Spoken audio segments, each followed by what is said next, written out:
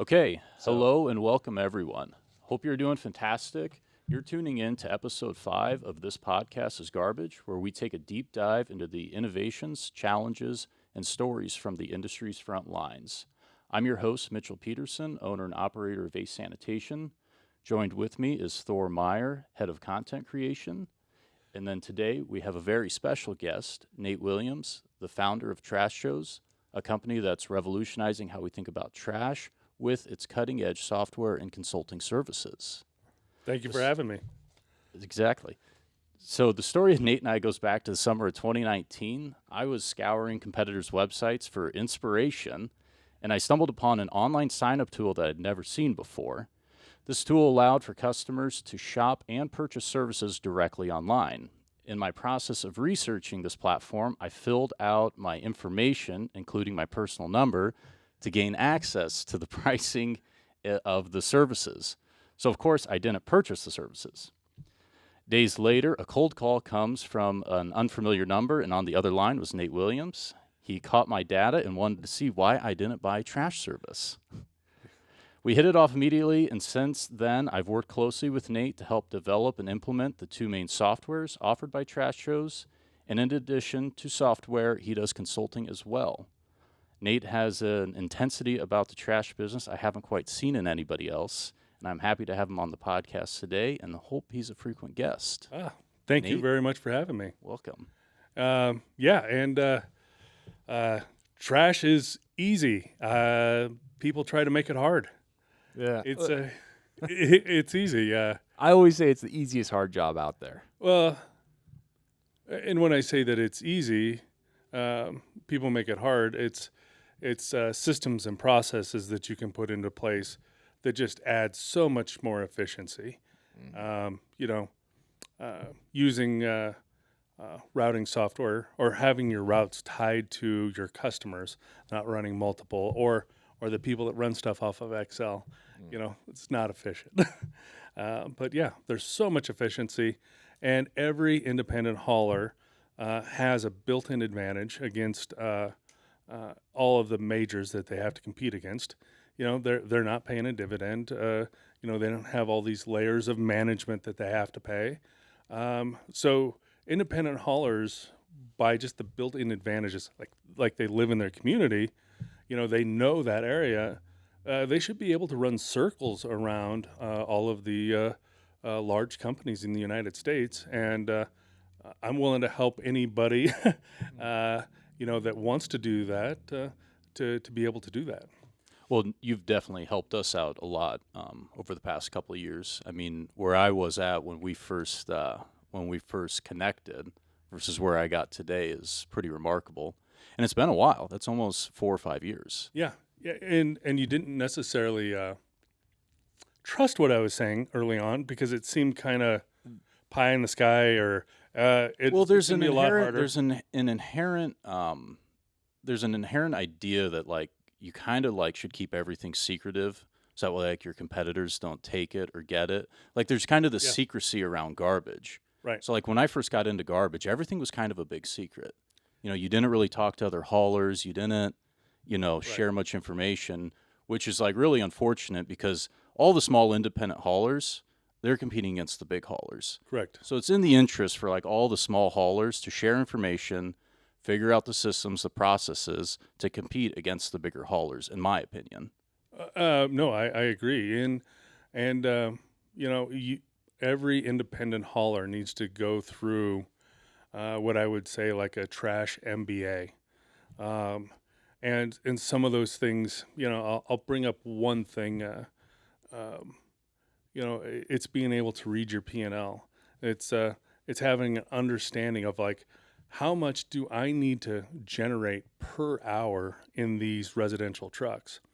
And then you can start to look at, I'm driving, an hour and a half to go pick up these 14 stops. And when I pencil that out, holy shit, I'm losing money. But they were running off of, it felt good. And one of the biggest things is that I would say that's the hard part of the transition is for every man and woman that's out there that started the company, a lot of times it's not like you're starting with millions of dollars. So they're scraping together capital to get, one or two trucks, and then they're buying some cans, working out of their house or wherever just to get started. But at some point in time, your company does tip into this is a professional enterprise, and we need to start as such. So if you go and look at the profitability of waste haulers, it starts off like in the first like $500,000, $600,000, $700,000.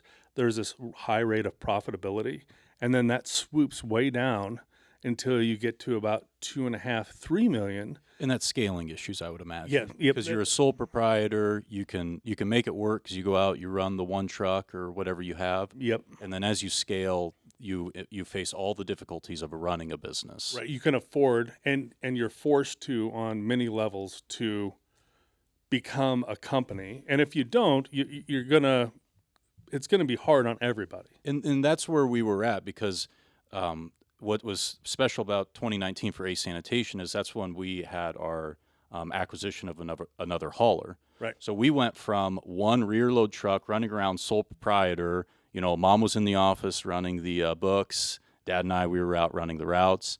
To in 2019, we purchased another company that pushed us to 5 employees. Right. Or we had 5 that were going out on route every day.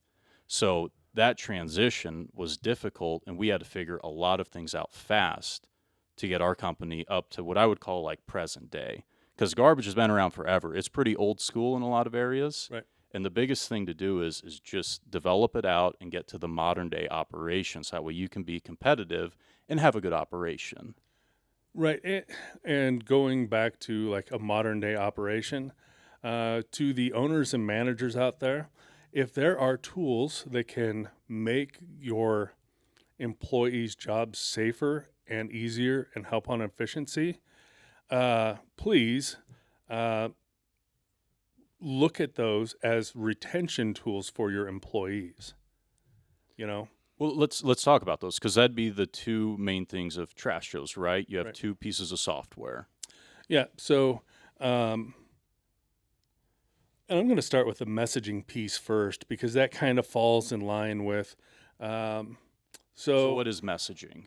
So messaging with trash shows, and I'm going to use Trash Flow as an example, because I'm sure there are many people out here that listening to this that use Trash Flow. I mean, your messaging would be separate from Trash Flow. Trash Flow would be an operating system that a lot of us are on, which Right. we are on. Right. And then text messaging is a separate. Yeah. So one of the problems with a system like Trash Flow is that people use their phone, but the only way that there's like kind of they're shipping out stuff is via email or paper. Those are your 2 options, right? And so and they do a good job of like, hey, helping customers sign up just for an email option to help reduce your print. But what we've been able to do with ACE is we've been able to take all of your customers, put them into the message desk, and we can do that in an upload now. And once that's in there, and there's the 12-digit web ID that Trash Flow uses, you can go and run an AR report, sort through it, and you're like, okay, I don't want to text, my cousin or whatever. But you go through it, and then you can upload that into the messaging platform, and then you can run a broadcast that's going to send out an individualized message, and it's going to say something like this: Dear Mitch, we see that you're behind on your, or you have an outstanding balance. Please copy and paste the web ID and insert it into the trashbilling.com. And, then they have access to their account to go and pay. We're not using the messaging to collect payments or anything like that. All we're doing is to guide it back to the most efficient thing, which is the operational software. And you can add in there, please sign up for automatic payments. Please sign up for, email only option, so you can help reduce those costs. Yep. So texting has been an evolution for us, and we were texting before we even got in touch. That was one of the first things I implemented when I came back, just because we didn't staff an office full time, so we weren't taking every call. We were doing a lot of callbacks. So adding text messaging was just another way we could communicate with customers, and it's just efficient. There's a reason a lot of people text instead of making phone calls. But at the very beginning, we set text messaging up just as like another form of communication. It was easier. We were just able to do account management quicker.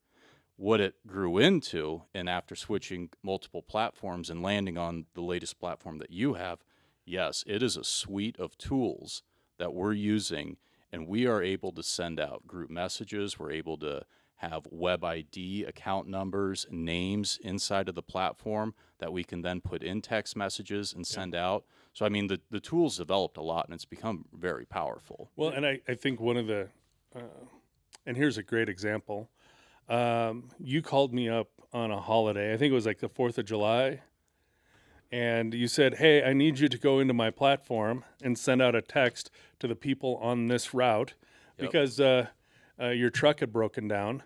And since it was a holiday, you were fearful that everybody was going to go out. Oh, he wasn't here by 4 o'clock. Oh. So, yeah, so I just need to pull my can back in. Were you around for that 4th of July? I don't know about that one, but I don't think he was. I've had instances where I was rolling up to homes at 5 o'clock in the afternoon, and they're putting their carts back because it was during that snowstorm. Yeah. And it's just like that might have been an application where it's just like, no, we're still coming. Like, we'll still be there. Just leave your carts out. Well, and this is where, that day.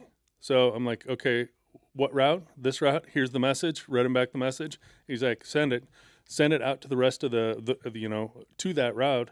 And what'd you say? You only had one person that had pulled their can in or something like that? Yeah, but it's incredibly difficult if you don't communicate with customers that you're behind. They don't know what's going on, and if they don't know what's going on, they'll pull their can back up if you're not there on regular time. Right. I'm going to take a few steps back because I didn't interject when you guys were talking about being efficient in the office. I've known of other operations where they'll have like 3 or 4 or 5 people in the office just taking phone calls all day. And that text messaging, Casey down in the office, he can manage, half a dozen conversations all at the same time. So, like, if people are like kind of skeptical about like, oh, text messaging service, that's just one more cost to have. Well, if it saves you having additional office staff. Well, it's another cost, and it's another platform. Yeah. It's another platform to take care of, but it saves you so much time, and it's your main point of contact if you have to get back to a customer. Yeah. Because you, whenever a customer, even when they call in, there's a lot of times something that you can't solve right then and there, and you got to get back to them. It's so easy to get back to them over text message. Yeah. Right. And there's so many features in this. We can schedule text messages. Yeah. So and it's a at record. night, But it's a record as well. carbon copy. Yeah, we have all the data of all of our conversations. Right. You have a conversation over the phone. What was said, what was agreed on, I don't know. You have it in text message, you got a carbon copy. Yep. Same thing, like I would go home, on a busy day, you go home late at night and you're, kind of sifting through voicemails and you want to send, responses to people. It's 8 o'clock at night. It's like, I'm not going to let them know at 8 o'clock at night what the answer is. You just go in, you schedule the text message to go out at 8 in the morning. Right. Well, and I think texting and phone calls, and I hear this from haulers. Oh, we pride ourselves on old school ways, and we want to talk to everybody, and that's like all well and good, and I appreciate that because, I grew up with a phone, and so I get that, but when you're trying to talk to somebody on the phone, you need to be there and they need to be there, and you both need to be free at the same time to try to accomplish this. And then if you're just trying to give somebody like their 12-digit web ID, in the case of Trash Flow, okay, Thor, do you have a pencil and a piece of paper ready? Right. But no, so if your customers call in and they're on a call and it's busy, they feel like you're not providing good service. If they have the option to message you and they get a message that says, you're in the queue and we'll message you as soon as we can, at least they were able to communicate, put that in your court so that you can take care of it. And let's say it wasn't at their lunch break that they did this, and at 3 in the afternoon, they got a response and they saw it when they got off of work. It opens up a different dynamic of time with people.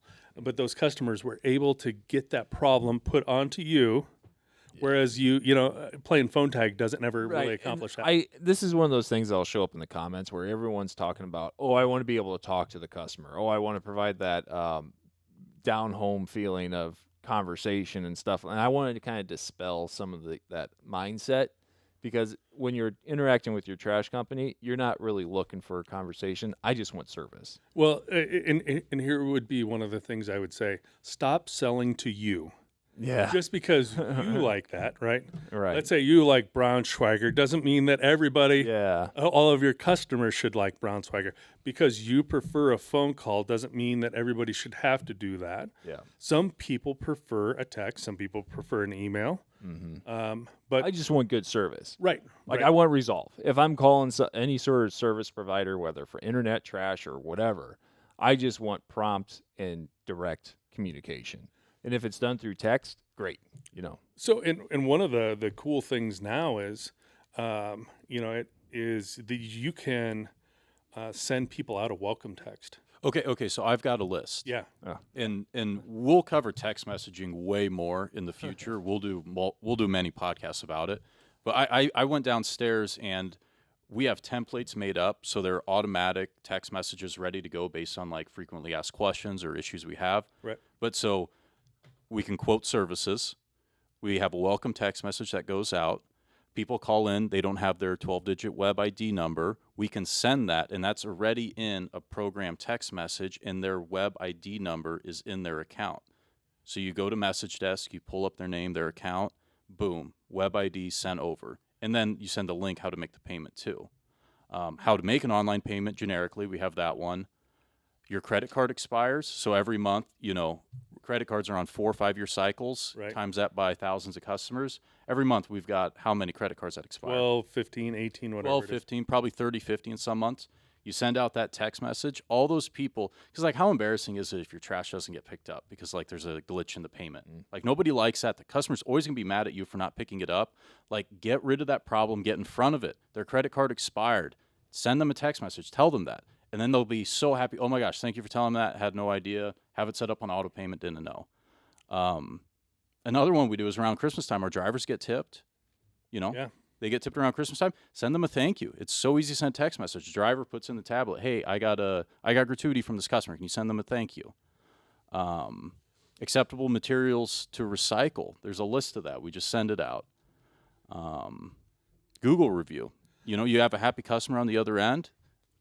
You say, hey, would you be willing to give us a Google review if you're happy with our services? Sure. Boom. Send them a text message with a link. Right. And we can now automate that. So, so let's say Thorne signs up for service. He's the customer. He gets his welcome text, and we can automate a text now that just in 6 weeks, we'll say 6 weeks is the number. He gets a text that says, hey, thank you for, using ACE as your service. Would you say on a scale of 1 to 5 stars, how have you been satisfied with us? And if they say 4 or 5, then you can have it shoot back. That's great. Can you give us a 5-star Google review below? We would really appreciate it. Now, if it's a 1, 2, or 3, that will send back a different message. Well, and it's a feedback loop. Yeah, it's a feedback loop, and it is. Oh, I'm sorry to hear that. What can we do? And if they open this at 2:30 in the morning, it would respond back, we're not open right now. But here again, people have been able to share a frustration, and you can provide that good service, and you can get back to them in the morning. But at least and then you can find out operational stuff. If as the manager or an owner of a trash company, you should probably always see what those are. So yeah, no, hearing from your new customers is huge, and if they're happy, get a review from them. I mean, Google reviews are key in your ranking. I got a few more. Holiday pickup schedule. We talked about when we had the issue with the 4th of July and that snowstorm. Yep. Sending out a message, hey, here's what we're doing for the holiday pickup schedule. That's going to save a lot of time. Nobody wants to go back during holiday pickup. Right. Delay of service, snow blocking containers. We had a lot of our commercial stops that were blocked with snow. Just be proactive about it. If your driver makes a bin blocked note about a dumpster, immediately send them a text message and be like, hey, dumpster's blocked. Let us know if you get it cleared. Drivers to be in the area for a little bit. So, and one of the things, the messaging is web-based. So you could have your commercial guy, text them from the truck.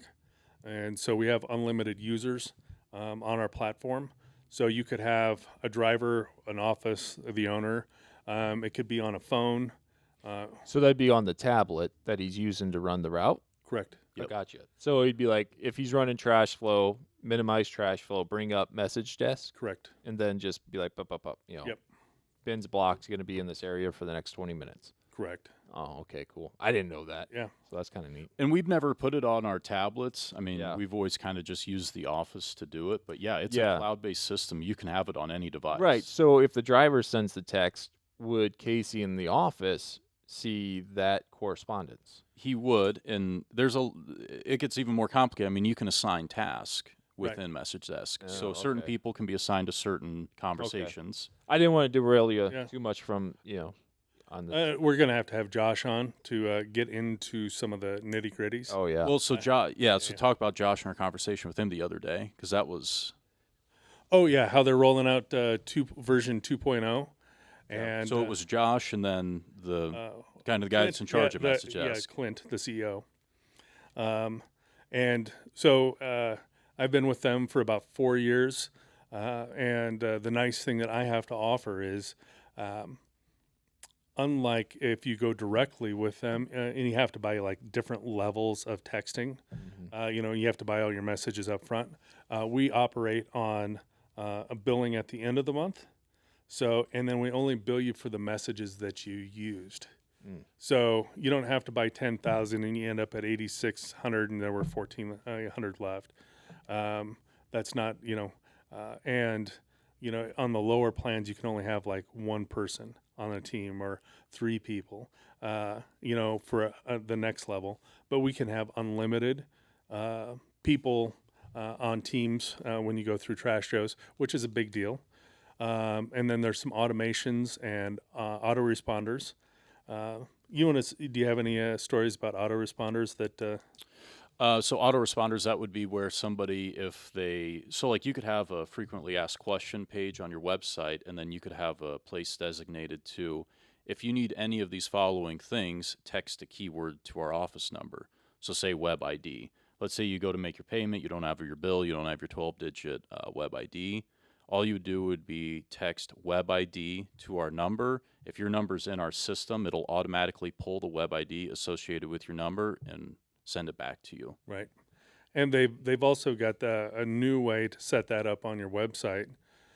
So it would say for mobile only to pay if your number's in our system, and all they have to do is when they hit that with their finger, it automatically opens up a text message to Ace in this example with the word pay. So this is all 2.0, or this is what's No, this is what current. yeah, you can Yep, currently okay. do this. Yep. And that way people are getting immediate satisfaction. Yeah. Right. And boom, it shoots them back the message, says, copy, paste, make your payment, and make sure to train people when you're sending these messages, please save paper, sign up for email only, and sign up for autopay. Yep. Well, and so texting, obviously, it's an expense. I know you've talked about talking to other haulers, and expense is probably one of the main reasons, and just kind of the old school, we talk on the phone. Well, it's really interesting.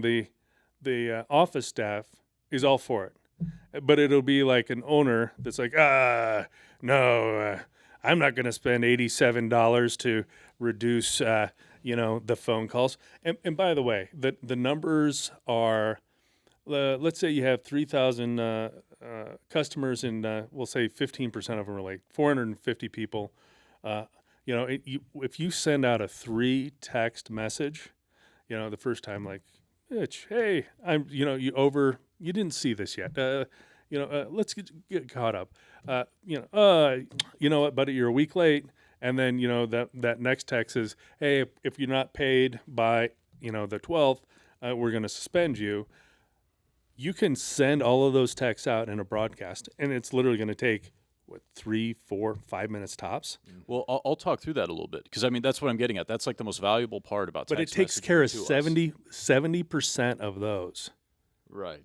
Right. And so for people who have office staff that can never really get caught up with everything, use this as a tool so they can focus on the important things, which might be a phone call. This allows your people to actively do the things you want.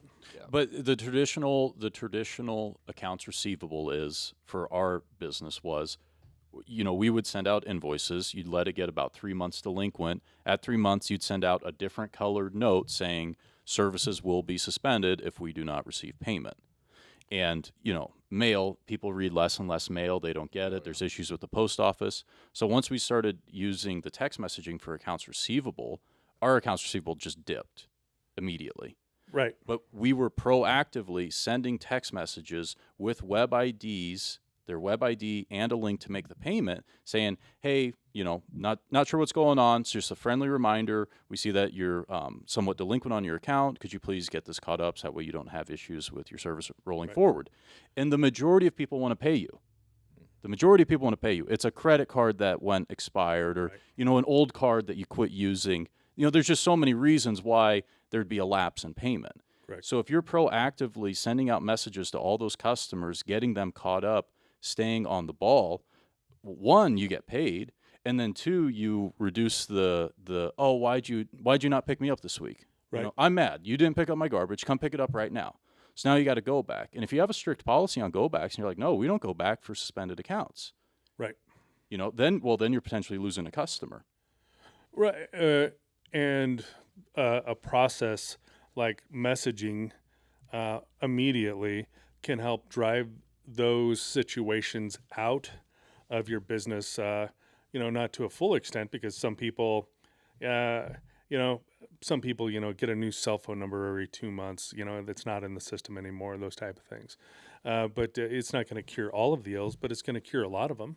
Well, and then if you can cut out, say 60, 70, 80% of it, what you're boiled down to is a very manageable number. So Right. let's say somebody got a new cell phone number. Okay, a go back's fine. We can do one go back. But to not address accounts receivable and just send out postcards and then turn off service. Or they're stacking up trash next to the can while they're suspended, which, depending on the company, there's additional fees there. Drivers don't like it. Drivers don't like it.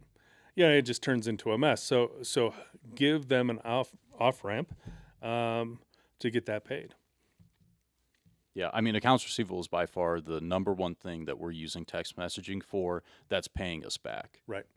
And it's a number you can't quantify. There's just a lot of stuff you can't quantify, but it's there. Right. Like when you're not turning accounts in for collection at the end of the month because you proactively got everyone to pay you, that's a number that's not there, but it's there. And one of the nice things about the messaging platform is all messages are saved, and you can print them off. So when somebody says, I never got that, and you're like talking to them on that number, you can actually print that. You could print it to a PDF, and then you could text that PDF, because you can text PDFs and you can text images through there. Yeah. So you can send them the whole string. So you can be like, well, Can we text like a You can link s- to a YouTube video where like, hey, this is how you set garbage out? yes, Yeah, because Yeah. like I've made multiple. We just made a new text message a couple weeks ago Yeah. with 4 pictures. Yeah. One of can set correctly, stacked, too close, Yeah. backwards. Yeah, because I've made multiple videos for YouTube or Facebook, and the message is out there, but sometimes you really want to get it like right in front of people. right. And this is a great tool to train customers. Yeah. One of the things that to make life better for your employees, going back to retention of those employees, is always be training your customers to your system so that you have satisfied employees, Yeah. so they feel like they're productive all day long. Yep. That's huge. I could go for hours on that topic alone. I won't. I know you want. Well, and going back to what I shared earlier about how companies are really profitable early on, because they're, no structure, right? And then that dips down in there. I think there's something else that happens in there as well, which is you finally get to enough size where you realize that you don't have to go and pamper every customer, and that you can start to fire customers who don't fit your business model. So that takes me into this would be the online signups, because your goal as part of building out, is to make as many things automated as possible. And for the most part, we can build you a website with messaging and online signups that could pretty much automate, and you would never have to take a phone call. But so online signups, just walk us through what is your piece of software? What is the online signup? So the online signup portion we have for residential, commercial, and roll-offs. And it's called Trash Joe's. Yeah, Trash shows. You can, Let's emphasize you're wearing the Trash Yeah, Joe's hat. yeah. So you're Yeah. here, like Nate. Nate Williams is here, but Nate Williams is Trash Joe's. Yes, I am Trash Joe. So, and I have guys that I work with, and but we're at the point now where we can build a website for you that would automate all of the requests, like suspension or end service or I got missed or any of these things. We can automate all that so that you would never have to actually answer a phone call anymore. And you're doing that with text messaging? So there would be that's with messaging, some automation, forms for people to fill out, and then online signups, and that way you're collecting the money, right up front. And But, okay, back to online signups. So I built out online signups. I had never used it before, but the idea is that your customers, they go to your website, and right on your website you have a big button that says sign up now. correct. So they click on that button, and then they're prompted to enter their address to see if they have service, if they're in the service area. Right. So this is all based off your routes. So Yeah. literally, you could have one side of the street, because let's say there's flow control in your city for part of it, whatever. But you can have on this side of the road is one price, and this is another price. Well, I think Another just day versus another day. the pickup day is the main thing, right? Like anyone could probably just sell, hey, here's trash service, you can buy it. But the online sign up tool allows people to go in, put in their address, they fall into the geofence of where they're located in town, and you've already got that parameter set. So they're offered Wednesday trash service, and then Thursday biweekly recycle for their specific location. Right. So they know what day they're going to get picked up. They know they have access to garbage service, trash service, if you have yard waste, any of that. And then from there, they put it in a shopping cart. They go through and then fill out their information, pay you for it. Boom, they're on the route. And not only that, but they're agreeing to a set of terms of services. Mm-hmm. And then as the hauler, you're going to get an email, and there's two emails. So like the day that you had used something similar when I was working at that company. So to access the pricing, you have to put in your information. And when you Right. put in your information, you catch it. Correct. So even if they don't check out, you'll get an email that says, here is a lead. And then the dashboard that you have access to will say, Thornmeyer, this address, he wanted 2 cans here, but he didn't check out. And if you're very aggressive, you do what you do and you call all those leads and say, hey, saw you were on our website, you were in our checkout portal, you didn't complete the checkout, just call and see if you still need services or what you'd like to do. Right. And so going back to that kind of that trough of profitability, you're working to get systems and processes in place, and you're having to pay for that, upgrading softwares, buying tablets, updating your trucks, from going from a rear load to a side load, or what have you. Uh, and one of those goals in there is you need to realize that once you have, or and you need to work on this at the same time, is how am I going to get more people across this system? It costs you 12 seconds to do a stop that's in between your current stops. So you don't really have that much time. We're going to do a segment where we walk through the math on all this. Oh. That's not this segment, but we are going to have a math segment where Right. And when you break it down, trash company owners need to have tools to where they are always searching for new business, because it's insane. The profit margin on the customer in between your customers. it's the weight of the trash and the cost of the container. And Everything else is paid Yep, for. and the quarterly mail bill if you have it, and that's it. Because this should be known to everyone that listens to this type of podcast, because it's industry people. But we're talking within the context of like an open free market. Yes, Yes. Like these aren't contract towns that we're talking about. Correct. This is like Competitive market, multiple haulers. multiple haulers in the same town. Yep. So, and two, being competitive and trying to get the next customer, from my perspective, using the online sign-up tool, the best part about the online sign-up tool is they have 24/7 access to your service. Yeah.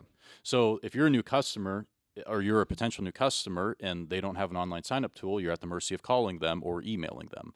Well, you call them during office hours or you email them. Again, you have an online sign-up tool, 24/7 access. I can't tell you how many times I go and I get an email that somebody outside of office hours subscribed to our service. Mm-hmm. And it's like, if we didn't have the online sign-up tool, would have we got that customer? Because we definitely got them, because we're the only person you can set up service with outside of office hours. So one of the things that's changed in the past year or two is Waste Connections, Republic, Waste Management, GFL, and the list goes on. They all have the ability now for people to go to their website and sign up for service. And that just happened. Yes. You had, that's what was amazing to me is in 2019 you guys had an online sign up portal, and then we got ours set up before those big ones rolled theirs out. Right. I've seen orders for $800-900 come through for roll-offs. Hey, I want a 40-yard, and commercial trash. If you are selling all three of those, you can offer all three of those on your platform. And now one of the interesting things is usually people do not see a decrease in the amount of calls because you're picking up a different segment of customer. So what it's really happening is, and I've seen where like an online sign up button can double the conversions of people that come to your website. So it's not necessarily that you have, only 50 people that are going to call in a month, right? Or it's that 50 people are like, this isn't easy, I'm going to go to the next place. Yeah. Versus, but if they stay there, that person, it can up to double the amount of conversions you have for people on your website. And I mean, if you want to put it in the context of online shopping, I mean, they're there, they can complete the transaction in a few minutes. Whereas, if you don't have an online sign up portal, you're really kind of like a mail, you're a call in to order. Right. Like, who calls in to order? When's the last time you bought anything over the phone? Right. Imagine Amazon like, we're just going to get rid of the web thing. And I understand if you're selling something expensive. Like if you're selling something for a couple $1,000s, you maybe want people to call in and talk about the transaction. You're selling garbage service. It's $20, $30 a month. It is such a little transaction, and there's so many of the transactions. Online tools and online sign up just help you, ease the office burden of just that constant churn, the people signing up, the people setting up. Right. And the other thing is, let's say you are a mature company, right? And you need to look at your churn, and then also going back to your route and your profitability, are there routes that you should trim? Because we're not making money on, when we're doing that hour and a half drive. So what are we going to do for an hour and a half? We need to load up, people in this area where we're only at like 40%.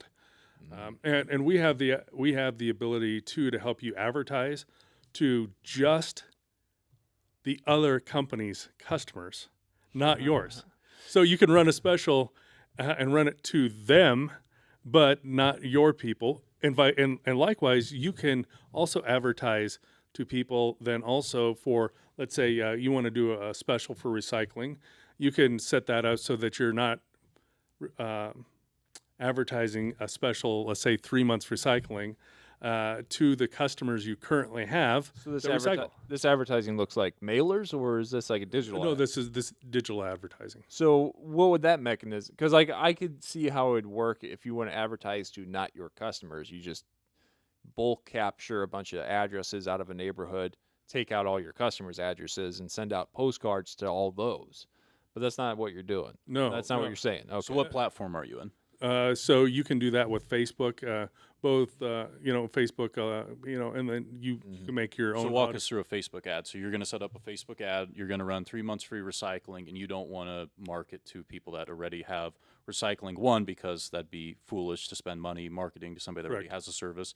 And two, it's special, like to keep things easy for the office. Right.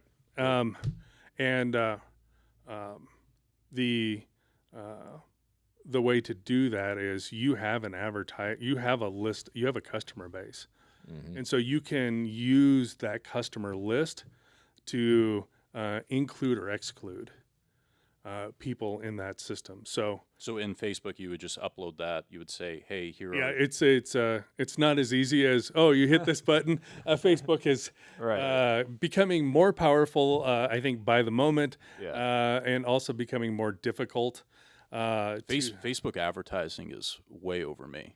I went in there and I tried to advertise on there, and I've messed with it a little bit, and then I've done boosted Google posts and stuff like that. But this isn't boosted in a post. This is actual advertising. Yeah, and that's the thing is like everything I do here at Ace, I feel like I'm at like out of a scale of 1 to 10, I'm always at like a 3 to 4 or 3 to 5, and there's always that upper echelon of like someone's really got like I've talked to other advertising companies that deal specifically with it, and it's like you really got to impress me for me to want to go that route, because like all that entry level stuff is fairly accessible for someone like me, right? But what you're talking about is like that next tier of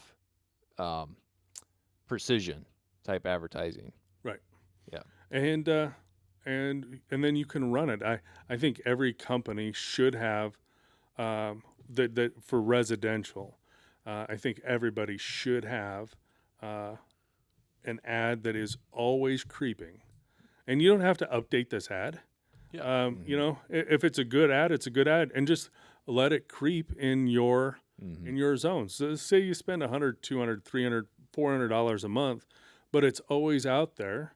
And then people are always presented with it, and then they're one click away from being on a landing page to set up service with which you. I would say is so much more effective than having a billboard, because there's a lot of old school guys. Well, you're not going to write down the. That's what I'm saying. Yeah. There's a lot of old school guys that are like, "Oh, I got a billboard and it's got my number, my website," and it's like, no, but you want to pigeonhole people into that step-by-step process that turns them into that standardized customer, where it's like, oh, I've set up auto pay, I understand it's going to be in a cart, and I know what my day is, and I've already signed up for service. But it's the equivalent of like running a marketing campaign, but then being there with the clipboard saying, "Hey, here I am. What's your address? I'll give you a quote, and then here, you got a credit card. We can get you signed up right now." While they're holding their phone to do While they're holding their phone. It's a double, it's two components. One, you're advertising, and two, you're asking them, and you can complete the transaction right there. Yeah. That's lethal advertising. And on the fly, you can change your ad or set up different ads and test them. Correct. So like a billboard, if your billboard sucks, you bought 6 months, it's going to stay there. Whereas like, the first 2 or 3 days of ads, that thumbnail's not capturing the attention, or I don't have the right hook. So let's change the image or change the text. And I wouldn't say 2 or 3 days, but yeah. Yeah. You get what I'm saying. The impressions you get are wild too, because I've advertised in our local market, and so I'll draw say a 25-mile circle. I'll only advertise in there, and when we run ads, the amount of impressions we're getting, I don't know what billboards get, But I mean, Oh yeah. what you can get through social media for Yeah. impressions is Oh, a yeah. lot. Well, and so a lot of times you have larger cities that have service that's done by contract or by the city itself, right? And it'll be the peripheral suburbs that aren't part of that city that will have trash service, like Omaha. Omaha has, but you get to Gretna and these other places, and it's that's an outside company. Bennington, same thing. So we can. You said you set like a 25-mile circle. Sure. We can also take on that Facebook and really we can get it so that you're not advertising inside of the city limits.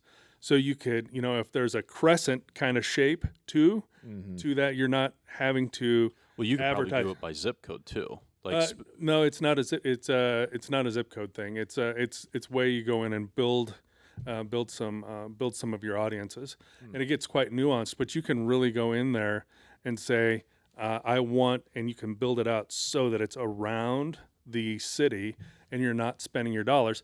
Now, on the flip side, then you can also run. So that would be for residential trash, right?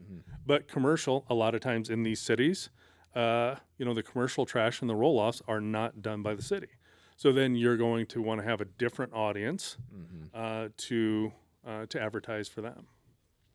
Yeah, I mean, digital advertising, I think, is going to be huge moving forward. And in order for digital advertising to work, you have to have the sign up button because you do. It's one thing to convince the person that you've got the service that they want, but then they got to be able to complete So, it. because like that sign up button, you said it's working with roll off and commercial as well. Correct. Yeah. Okay, that's And the nice thing about commercial is you can offer, let's say, commercial Monday through Friday at a place, and they only want it once during the week, and then the people can choose the day that they want. So how does it work where, like a 2-yard I remember picking up Raising Cane's once, and I don't, if you ever been to a Raising, their 2-yard weighs like 500 pounds. Really? Because it's all dough. Oh, It's just, but like a 2-yard at like an office supply place that's throwing out paper. right. I mean, what can you do with your pricing if someone's signing up for a commercial stop, whether it's like a 2-yard out of a fast food joint versus a 2-yard out of like an office supply place? Okay, so there's a couple things, and I know of companies that just charge. They sat down, penciled it out, and every 8-yard costs this, Right. every 6-yard costs this, and it doesn't matter because they just Run it in the truck. and- run it in the truck, to the and next this stop. this is profitable. This is profitable for us. Been So working this long. on the other side is in the terms of service, you can put in there that this is this can be changed. If you're Right. grossly overweight, Right. or those type of things, and Well, you could probably put parameters in there too, like here's our base assumption what you're going to have for weight based on this price. If this varies, then So you remember that one where it was like a grain mill place? yeah. It was 2 yards. It was like dumping sand. yeah. It was just all flour. They were like Or what 500 1,100 pounds or something, like in a 2-yard. It was a front load, so you just see this cloud. I'm like, I don't know how you're making money on this place. No. So they would go pick up the 2-yard, then they would go to a scale, Yeah. and then they would scale them and find out how much weight was in each one of them. Oh yeah. It was Because it was just an insane amount of weight. yeah, just absurd amount. Like if you signed that up online without any parameters, and they're paying the same as any other. Yeah. place. No. Oh But- yeah. But when it comes to a commercial stop, anyways, Yeah. you need to have somebody go out there Yeah. and shake their hand, and that is, when it comes to commercial business, go out there, meet them, shake their hand, Yeah. find out who they are, find out, and then use that new customer. Oh, who else around here? And then you can also say, who else around here do we want to try to get? And then take your business card and talk to them and shoot them some prices. Right. Talking about the secrecy of stuff, shoot people prices. People can't make decisions unless you give them prices. So Yeah. give people prices. But the online sign up tool, it's just a lead generator. I mean, at a Yeah. bare minimum for commercial, you get people that are on there. They're going to fill out their information to get to pricing. Right. And a lot of times maybe pricing, doesn't work. whatever, you still have their data. You know they're looking. Right. So, like, if you've got a sales team, who better to send the sales team to than people where you're catching data? Right. And for all the guys that have worked for a large company, or they work for a large company that are watching this, in the comments, please list. Do you see salespeople at all of these facilities? Yes. Do you see marketing? Yes. Are they always? What are the large companies doing? They're forever marketing. You see billboards. You see that they donate some money here. Yada yada. They try to ingratiate themselves into the community, and they have a sales rep that goes out. So when you're at that bottom of the profitability trough, that is where you need to look at all of the things that you're going to roll out, and here's our plan for customer acquisition going forward. And then, like how to eat an elephant, one bite at a time. And, boom, boom, boom. And I can help you walk through what that looks like over time. This is I always risk kind of derailing conversations, but you mentioned having an MBA in trash. Oh, yeah. And I was like, if someone doesn't have time to take an MBA, there's one episode of The Office where Michael makes his own paper company. Yes. Are you familiar with this? Yes. And it, just like a trash company starting off, he skyrockets. He's getting all the customers from the big guy that he just left. And then they hit that trough. I should link that episode in the comments or description. They hit that trough where they now have to start buying trucks and handlers or shippers and all that stuff. And that's where the banker's like, you're going to go broke. And the other guy that had a business major is like, no, I ran the numbers. And he's like, no, you didn't adjust for your growing cost as you expand. He's like, you're going to go broke. But it was one of those moments where, at a bare minimum, someone watching that would grasp the idea of like, oh, as you expand, like there's going to be new variables that you're going to have to consider. And when you hit that trough, the idea of like spending more on marketing seems like the worst idea, but it's like, no, you need to make pivots. Like this is where you need to really start investing in some growth. Yeah. And by the way, shout out to Sal and Prestige Disposal in Scranton, PA. Yeah. Oh, if I had the music queued up, I'd play it. Yeah. So yes, servicing the that area is Sal. So shout out to you, Sal. Are they on trash shows? Yep. Oh, nice. That's awesome. Great That's guy. Perfect. So anybody in that area, look up Sal, Prestige Disposal. Nice. And Sal will take great care of you. That's great. You do have an MBA though, right? So I've got an MPA, and then I have I only have one course to finish my MBA. Because I remember you called me one time, and you were you in Wahoo, and you were following garbage trucks with a stopwatch? Yes. That's the kind of guy he is. He's talking about the intensity. Yeah, talking about the intensity. Yeah, I will. Because if you don't know the numbers, you can't run the numbers. So that probably pivots us to consulting. Yeah. Which is the main thing you probably did for me when we first started talking. Correct.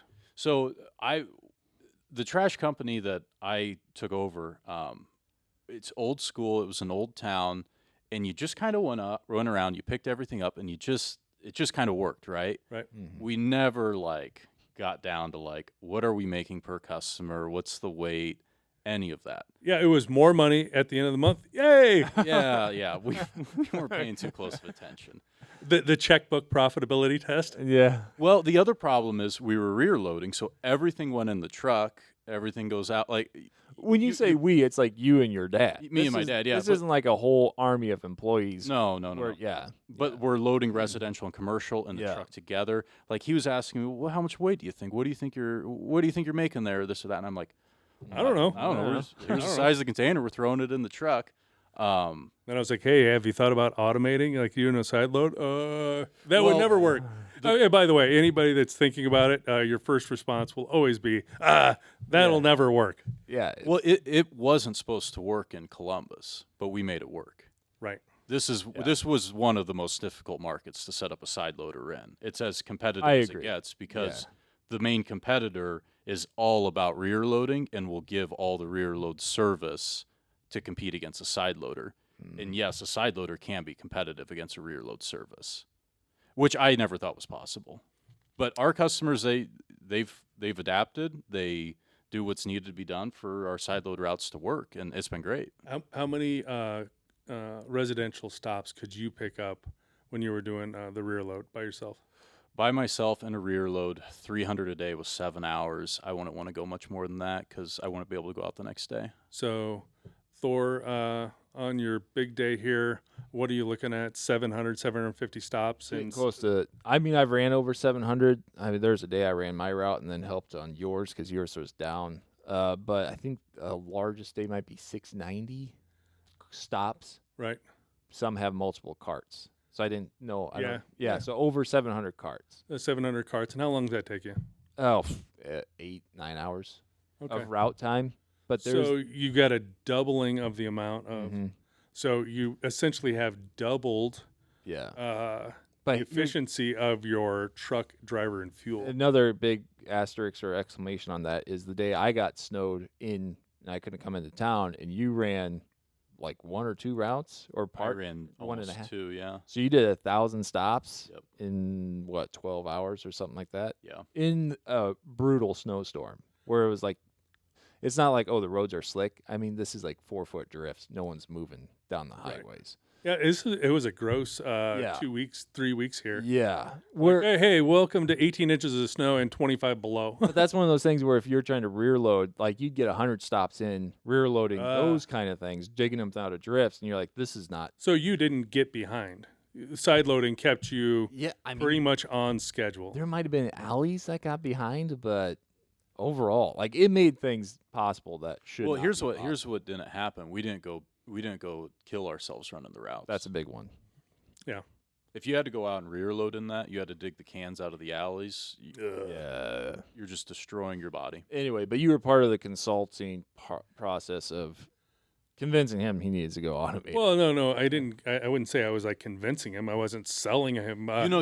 you never did like get stern or anything and be like, well, why aren't you side loading? You always like understood that we were in a different market dealing with a different set of issues, and you always just like said, well, if you did side load, here's what you would kind of aim for. You're gonna be able to have a guy go out, pick up about 700-800 stops, and now. And the biggest thing is I called you and I said, I got a staffing issue. I can't find drivers. right. I lost a driver. I couldn't find a driver. So I asked him, I'm like, how do you guys find drivers? He's like, well, one, you got to pay the driver. How much are you paying? And I told you what we were paying drivers and trying to get drivers at. And you remember what you told me? I don't. You go, that's gross. That's one of those where I could tell it cut you deep because that story's been told. You know why it cut me deep, though? Because Yeah. it was true. Yeah, yeah. I didn't say anything to that. I didn't like get aggressive towards you and be like, Right. oh, well, what do you know? Like, I'm like, Right. yeah, you're right. That is gross. Like, Yeah. would I do this job for that price? No. Like, Nope. how can I expect other people to do that? Right. And yes, and there is, there's a change going through the labor market.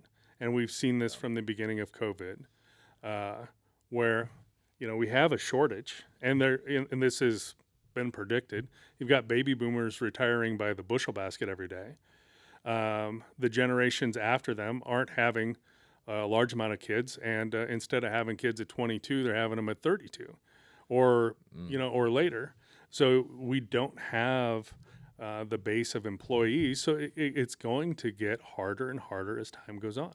And the only way to make your company more profitable and competitive is to add productivity. And productivity looks like doing more with less. Now, that's doing more with an asset base. So let's say you have all rear load trucks and it's $5 million. Maybe converting those assets into different assets so that you can have your customers. And but you're also going to get some different customers when you make this change because the Sam Snead or whoever, that likes to stack all of the crap out there on the curb, that guy's going to go, he's not going to pay for 3 cans anymore if there's another guy that's willing to do that. And that's all right. You weren't making money on that guy anyways. You were spending too much time there. You probably weren't even breaking even on a tonnage that they had. You didn't charge them anything for extras. So what if you lose that customer? Now, which goes back to when you're doing everything to start and your margins Yep. are high, Yeah. and then you're coming into this No. transitory. You're doing everything to start because you're small and you Right. need customers. Right. Like Yeah. when you need customers, you're willing to do a lot. Oh yeah. Yeah, You and know- you haven't learned which customers are going to be your problems. Truly, it boils down to you're trying to build out a full route. Yeah. That's what you're trying to do. You're trying to Right. build out a full route. Once you get to the point where you got 3 full routes, it's like, okay, now we got to decide what is our service? Yeah. What are we doing? Right. Yeah. But I would also argue, like, starting off with that kind of puts you into, it creates a problem you're going to have to address after it's grown into a larger problem. Yes. You know, I like, completely yeah. agree. I came into the problem. Yeah, I get it. No, I don't fault people for And I think a having lot that of people approach. come into the problem. Yep. Garbage has been around forever. Somebody's been picking up the house since it was Yep. built. So there's been an arrangement there, and for however it's about, it's been carried on. Mhm. And if you're the guy in charge, that you didn't create the problem. Let's call it a problem. Yeah. But it's there. It's time to fix it. Yep. So, and I think this is probably one of the most profound things I'll say to guys who have started their trash company and they're entering that phase of where they're having to build it out. It is so hard for the guy or gal that starts that company and is willing to do all of these things to get to this point and pivot. That it tends to be, and you see it with companies all the time. The founders, it gets to a certain size, and they're like, "Oh wow, we need a real manager," and they end up having to hire a CEO, or and it was take Facebook. Mark didn't know how to monetize it. Then they figured out how to monetize it, and then off to the races they went. So if you're in that transition, right, of where you're in that, I've got to start to build out this organization. Because the things I'm doing, like running on an Excel route or whatever, I need to build this stuff out. Give me a call. I'll walk through and see where you're at and see what I can help with. But you're gonna also want to look to hire people in your organization that can help you with that transition, because it's not the same. The skills that got you started aren't going to be the skills that take you from growing to a big company that's really efficient. Those are two different skill sets. Yeah. So you have to realize that about yourself. I would say when you were telling me, what was possible if we would set up side loaders, the main reason I didn't order the side loader the day you told me that is because I had to wrap my head around, like, how am I going to deal with my customers? Like, my customers aren't used to this. It's going to be a big change. There's just a lot we're going to have to do on the customer side to get people to where this will work. Right. Because if you looked at our routes when we were first talking, a side loader wouldn't have worked because not everybody had carts, people had extras. Right. There were just a lot of problems. And I think a lot of trash companies, ours too, you get in this phase where you just want to, like, reduce your problems, your calls. So you just tend to, like, do a lot for people. And it's like this vocal minority of people that call in and they're like, why didn't you do this? Why didn't you do that? It's not everybody. It's right. a small amount of people, and they drive your policy, right? Correct. Why didn't you take my extras for free? Why didn't you come up That's and get my can? Give This the bad vocal customers minority. Yeah, that's the squeaky wheel gets the grease. Right, Squeaky wheel gets the grease. And you were like, don't do it. Tell those people you're not doing it anymore. And if they won't agree, fire them. And I'm like, oh my God, fire customers? We can't fire customers. Yeah. We haven't fired customers for 40 years. We do what they tell us to do because otherwise we don't have it for customers. And at the end, you want to have all the customers, right? And it's like, no, you don't want to have all the customers. You want to have all the profitable customers. Correct. Yep. Yeah. I've said that many times. Yes. Yeah. You don't want all the customers. That's you want the all the main profitable thing. customers. That's the main thing you got me over, was the hurdle of the idea that you need to pick everybody up. It's like, no, you need to pick up the profitable customers. So figure out who they are, work with the people, get them carts, get them putting everything in the carts, tell them, no, we don't pick garbage up outside the cart for free. That's unreasonable. And reasonable people will be like, you're right, we will pay extra if there's garbage outside the cart, and we will do a good job to get everything in the cart. So that way you can come around with automatic trucks with guys that make livable wages and tip our garbage. Yes, and tell the story about safety. As far as when anybody asks, why do I have to put it in a cart now? Well, safety. Oh. It's it's a safety thing. You were very good because I mean, in hindsight, this is all simple stuff, right? Correct. I'm humble enough to say, like, at the beginning, I didn't know a lot of these answers. Yeah, you'd get people that would call in. They're like, why do I have to use a car? Why do I have to do this? Why do I have to do that? Safety. Yep. Because it's true. No, it's Why does safety work? Because it's true. Everybody focuses on safety. Like, if you don't focus on safety, you're not a good company. And if your customers don't want it to be safe for your employees, vamoose, you're fired.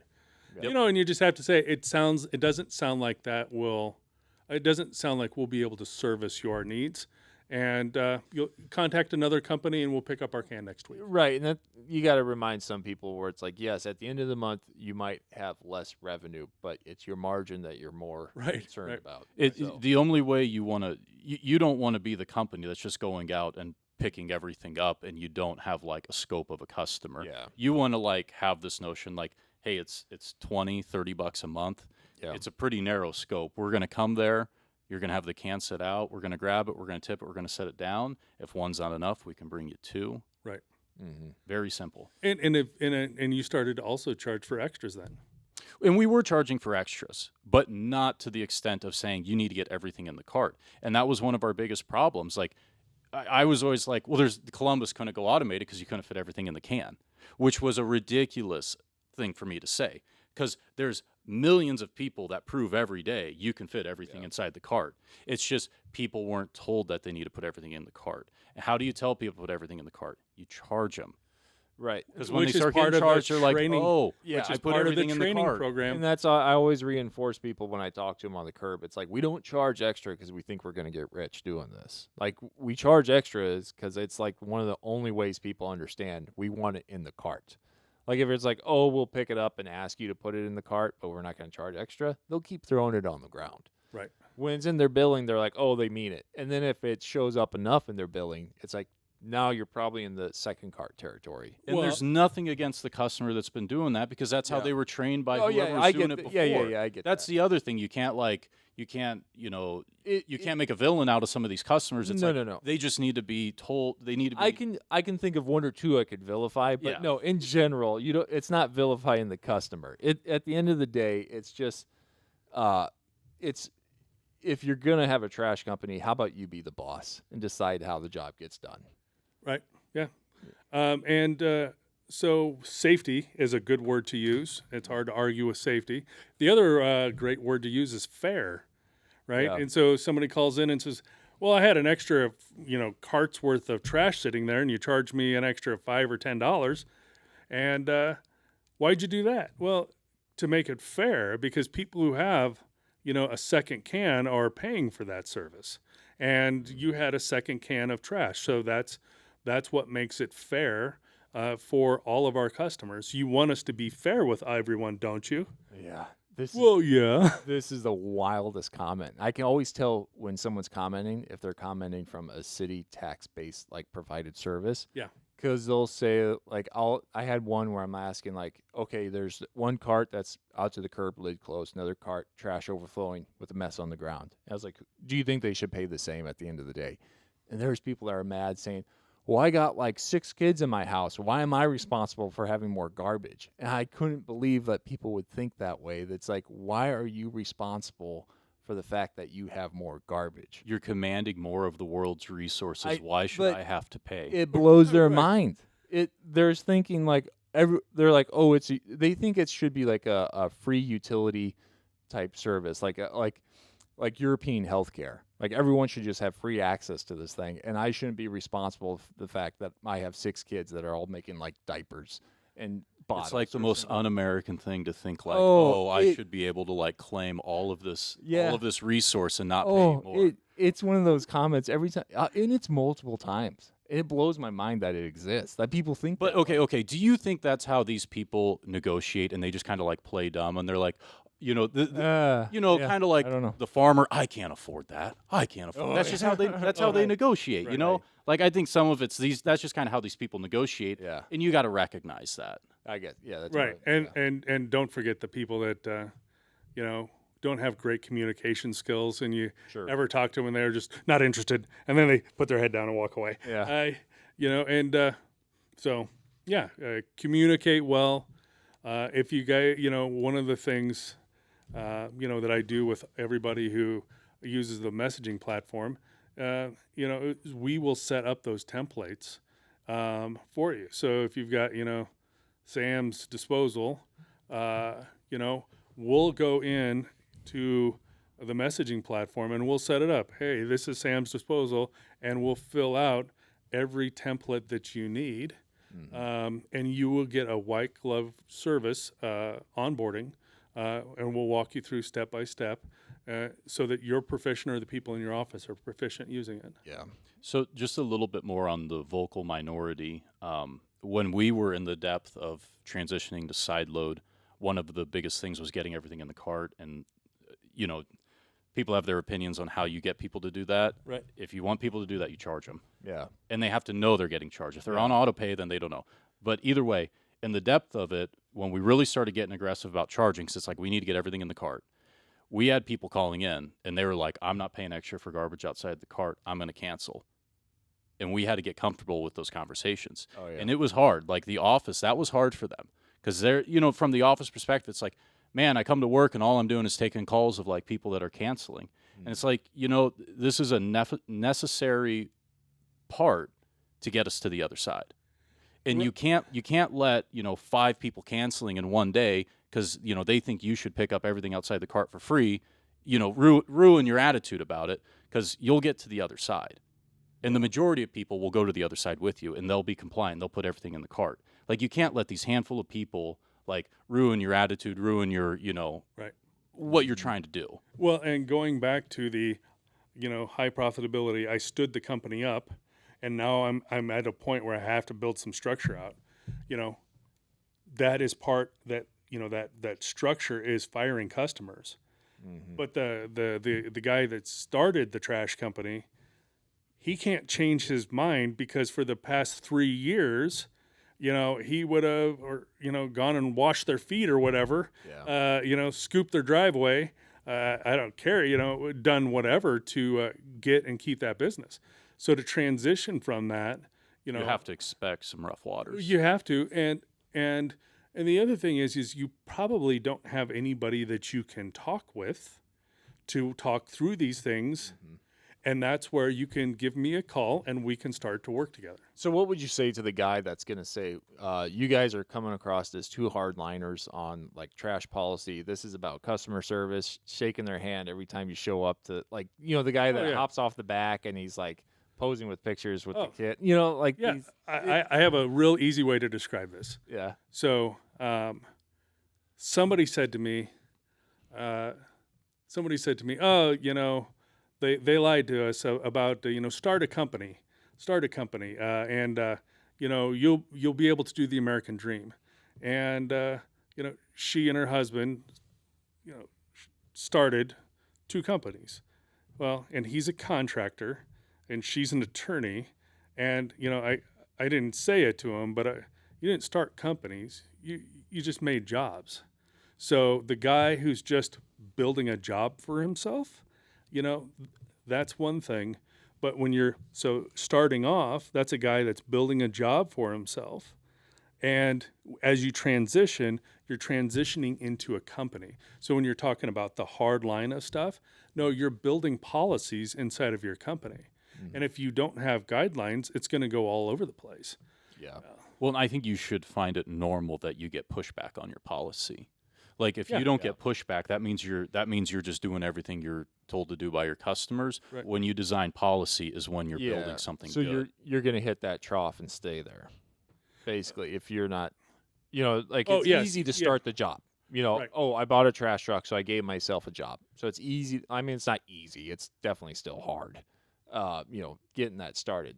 But that's one step. The next step is getting out of that trough to go from, okay, you have the job you created for yourself. Now you got to build a company. Right. And I would say the operational softwares I've seen, and I'll just say trash flow, and when I take in and fully integrated from using trash flow just as billing for people, and then the routes were all made on Excel sheets, and when we integrated that, I would say that you can expect anywhere from 15 to 40% efficiency when you marry all of those things. Like for residential trash, I'll just say trash flow, because it marries the customer, the billing, the routing, and the communication. Everything's in one place, and and and that way you have all of the synergies of those pieces being together. So, you know, Interesting. Did you have more to add? I mean, oh, and that goes also for roll-offs. yeah. You know, if you do roll-offs, like when we moved over to Box Tracker, shout out to Jim at just search Box Tracker. He's got a really great product for those people that do roll-offs. But you know, we were going from 5 roll-offs a day to 8 roll-offs a day that we were able to do. Through Trash Joe's. No. This was when I'm just talking about operational software. Oh, okay. You know, when we switched to something like Box Tracker. You're saying like routing efficiency? Yeah, just the efficiency, knowing, you know, being able to dispatch. Right. You know, and when you're doing stuff on an Excel sheet, you're having to call people. You know, and so like Box Tracker allows you to update.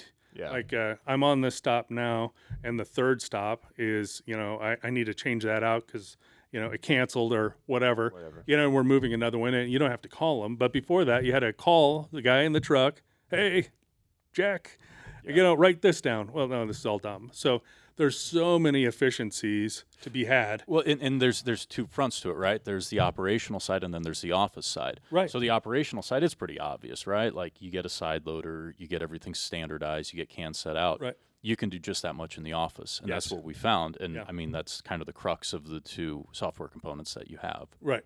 So, yeah, and we help so you have what, 4,000 customers? Yeah, 4,000. Well, 4,500, but we sideload 4,000. Okay, so 4,500 customers, and you have one person in the office to handle all that. Yeah, and he still runs one route a week. And he still runs one route a week. Yep. And he's not stressed out.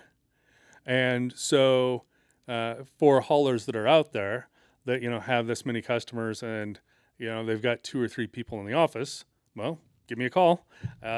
We can talk through and see if there are processes for you out there. Well, and it's like you say, too, when you set up the online sign-up portal, it's not like the office traffic decreased. No, The it's office just a traffic new stayed channel. the same, and then all of a sudden you got a new channel for new subscriptions coming through. Mm-hmm. Yep. So you can increase your productivity while still maintaining everybody. It's just you're getting more done. Well, you have to have an online sign-up portal now because all the big guys have them.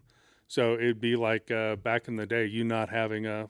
I think it's phone or- wild you set up an online sign-up portal before I'd say the big 3 got them.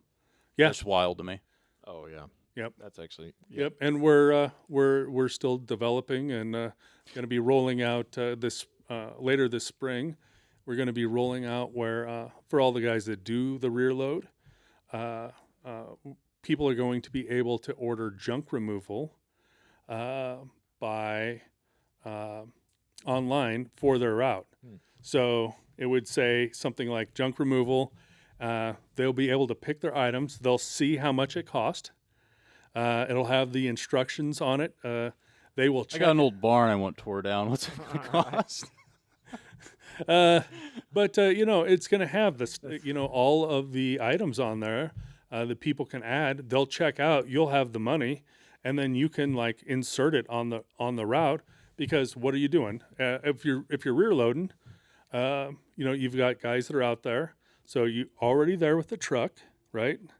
You're already there with the guys. So it's the weight and the time. Nobody can compete with you on price, and and you'll never have a higher profitability than doing it that way. Yeah, I again go back to the fact that these large Fortune 500 companies didn't have an online sign-up portal until 6 months ago. yeah, That is, if there's anything that tells you can compete against those companies, that's it right there. But that's one of those things where before I would tell people, because Waste Connections, if you wanted to sign up on their waste management, it'd be like it's like, oh, leave your info and someone will call you. Yeah. And it's Right. like, ugh, gross. Yeah, don't let's do that. email back and forth. And Yeah, so having an online sign up button was kind of like a supercharger where it's like this makes small companies compete with big companies. It makes Correct. you look and operate like a large company. Oh yeah. So on residential, you take an online sign up tool and Facebook advertising, Yeah. and you set up your audiences right.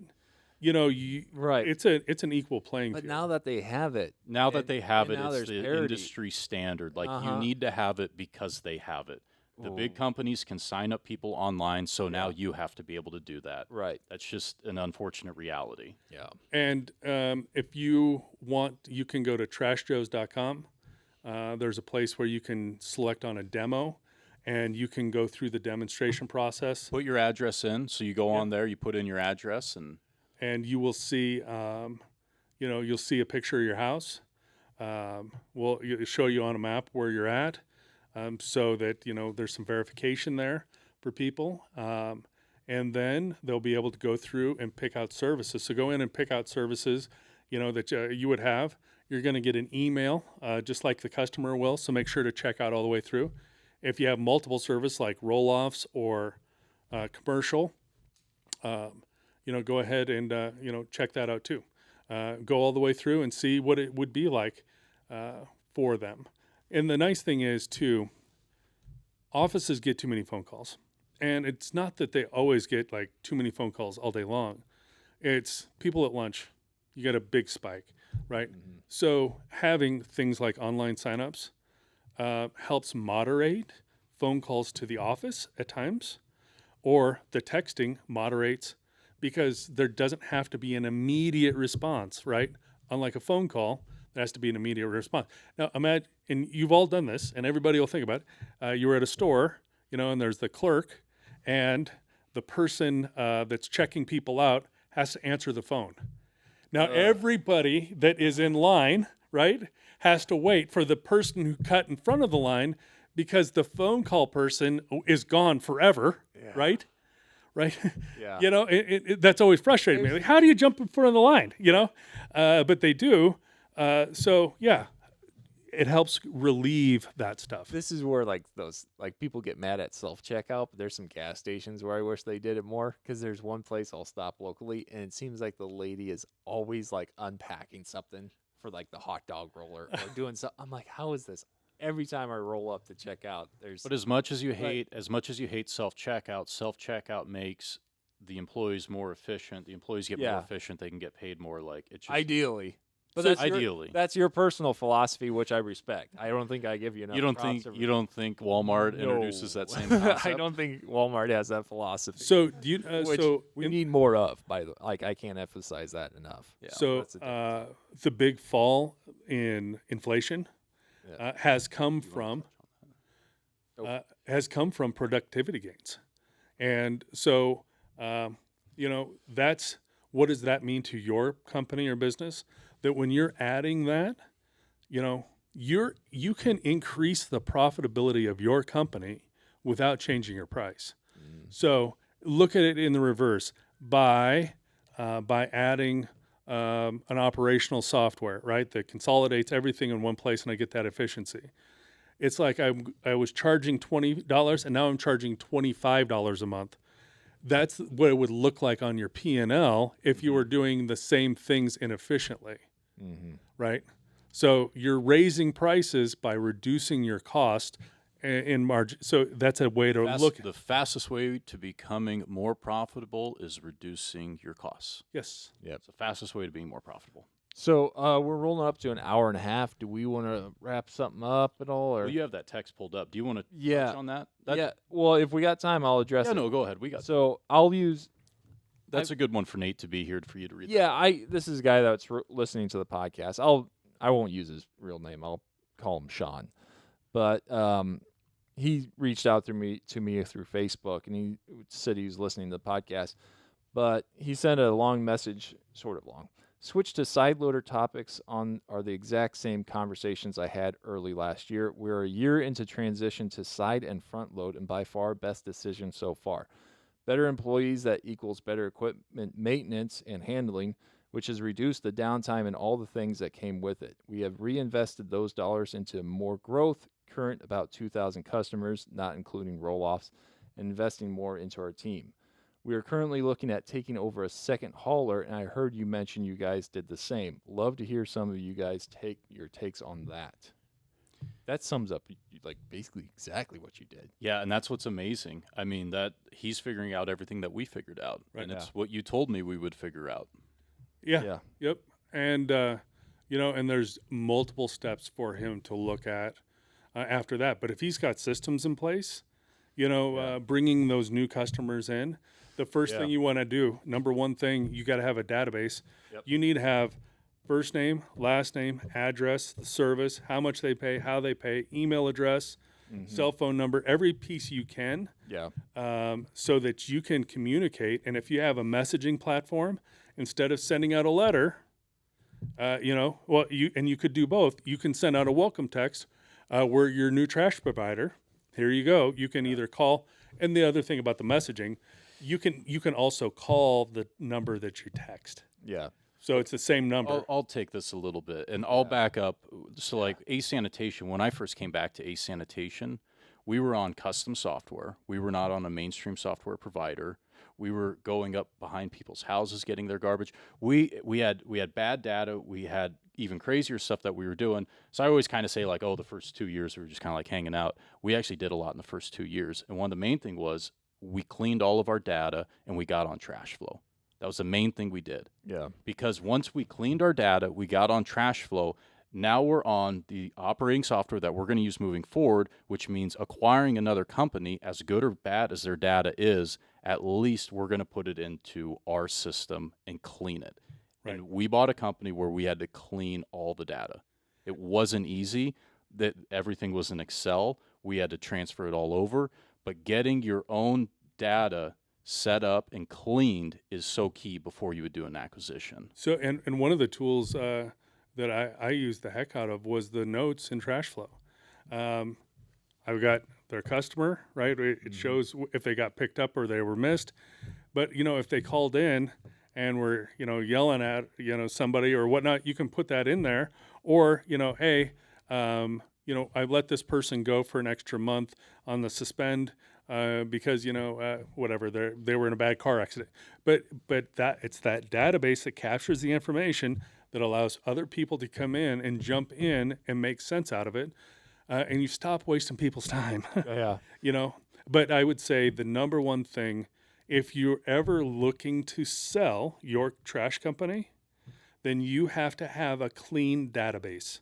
And that's how you would value a garbage company Yes. too. Yep. Like, what are you worth? How good a data do you have? Right. How much am I going to lose trying to get your data into, let's assume I know, or I'm on a mainstream platform, how smooth is that transition going to be for the customers? How many am I going to lose because I'm getting poor data and there's going to be a lot of mistakes? Yeah, because there's going to be a lot of people out there where it's like, oh, there's a company for sale that's got 1,000 customers, and this one for sale has 3,000 customers. So clearly, the one with 3,000 is worth more, and that's not necessarily the case. Well, and you bought a route from a major hauler, and how was the data from them?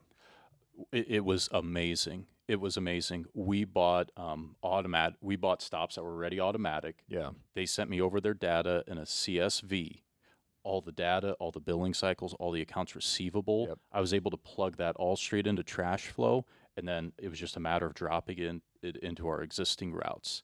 Those were some of the most profitable customers I bought, and those are the most valuable to me, obviously. Right. Yeah. And so anybody that owns a trash company or manages a trash company, I would say the biggest flex you could do that nobody would understand is look at how clean my data is. My database, I know every time somebody gets picked up. Yeah. I know when they paid their bill. I know if they've called in. I know. And, in a clean database, that leads to good customer service. That means you have good policies in the office. That means that you are structured and built out and people have to do things a certain way, which goes back to the curve of I'm starting a trash company as a job and now I'm building a company, and that's where a clean database later on, if you go to sell, you can say, here you go. Here is our revenue. This is our disposal. Here are our other costs, and off you go. If he's looking at buying customers too, there's two big things. One, are they on your existing routes, or are they in the new market?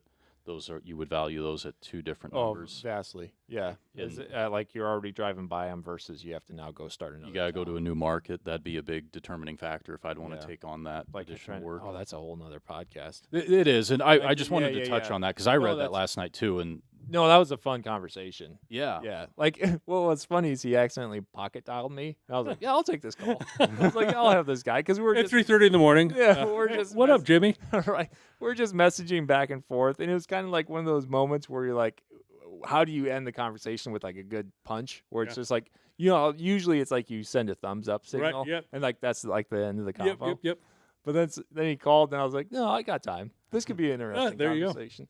But no, I'm glad someone like that reaches out, and We encourage people to reach out. Like if we love, we love hearing from that. that's cover what more we're of that. basically we're building. I mean, we're not doing podcasts just for nothing. you Right. know, Right. Like there's something to it. But to wrap things up, if you want to put out your contact, Oh, yeah. Nate Williams, go to trashjoes.com. There's a contact us place. You can send me a message there. You can also send me a message at nate@trashjoes.com. That's trashjoes.com. And I'll numbers on the website. Get a hold of me, and we'll have a conversation. That's and, awesome. And it's not going to be any different than, how long did we talk before we ever did business? Long time. yeah. Long time. I've described you though as like you You were vicariously Yeah. living through me, though. Yeah, yeah. Well, no, you recreationally think about trash. I do. Yeah, I do. Like some people might be in the shower thinking about what they're gonna do that weekend, and Nate's thinking about, I wonder what that dumpster weighed that I drove by. Well, you know that because he'll call you on a Sunday and he's got one thing on his mind. Oh, it's about trash.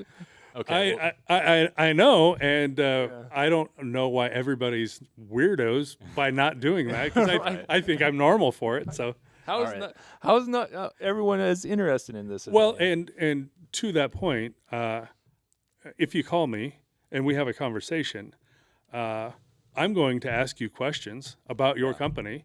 I'm going to listen intently because I'm going to think about your situation. Oh, yeah. And I'm going to write down and this and this and this and this. Yeah. And then we can start the conversation and see where it goes. I'm Awesome. And we appreciate you coming over. We want you to come over more. And Yeah. yes. Oh, dude. Thank you. I wrote down the next conversation we should have. This is a long one. Would you rather compete, if you're starting a trash company, would you rather compete against another small local hauler or one of the big 3 or big 4? That's so save easy. that for next time. I mean, it's probably easy, but I think it's a good one to have. Right. All right. Well, to our listeners, thank you for joining us on this episode of This Podcast is Garbage. Stay tuned for more stories, insights, and tips from the world of trash. Until next time. Thank you. Later.